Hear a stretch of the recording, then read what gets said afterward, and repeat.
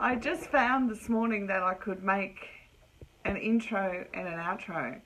So it'll be interesting to see what happens with the outro as well, but it's taking me a bit to work out all the, not necessarily the mechanics behind it, but just to work out where I was supposed to do what. So let's go. And earlier on in the feed, we've talked about patience and how we have to develop it, and it's not something that just comes naturally to us and so on and so forth.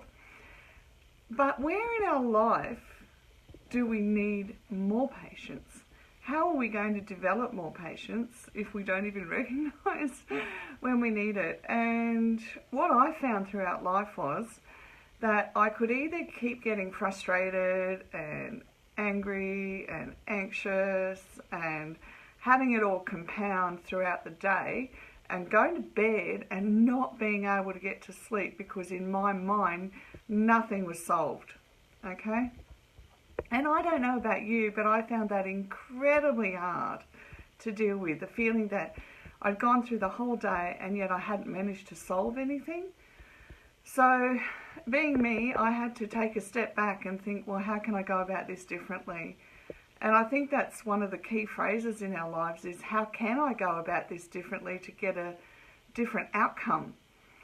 It took me quite a lot of years to find out how men think differently. And I don't mean just that they're men, we're women, and there's a difference. I mean that their actual mind and how they process things is different. And then I only found out, about 3 years ago or so, that I have Asperger's, so I actually process differently than neurotypical. So was it any wonder that there was communication challenges in my marriage? But that said, I never gave up trying.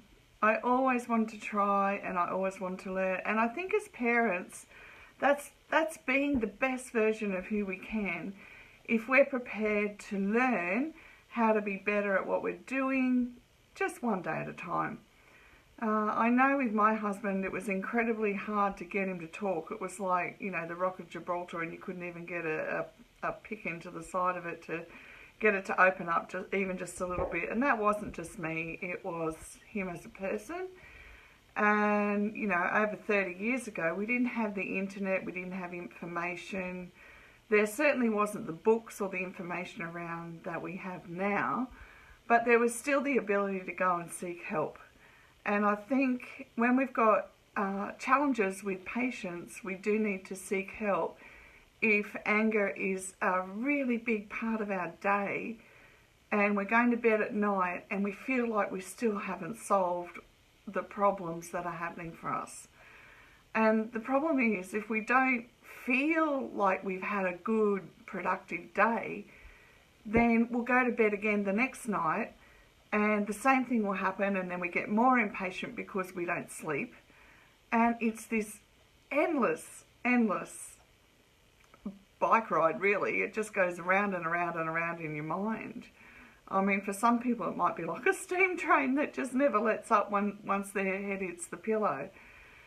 But I can honestly say that throughout the years, developing patience and being mindful and living in the moment and not wanting to have everything solved today, and believe me, I've still got a long way to go about that, wanting it solved today, is actually helping me to relax. So if a lack of patience creates anxiety, then we need to be able to learn to relax, okay? And in the relaxing, we will develop patience, okay? Now, if you've got any problems with patience, you're more than welcome to share below. And patience with our kids too, because they haven't had all the life experience that we've had. And one of the most important things you can do with your kids is teach them that it's okay to not have an answer, and let's just relax and have some patience as we work through steps to find out what the answers are for this particular situation at this time. Okay? Blessings and dreams. Feel free to share this video because there are many people around the world who need help and don't ask for help.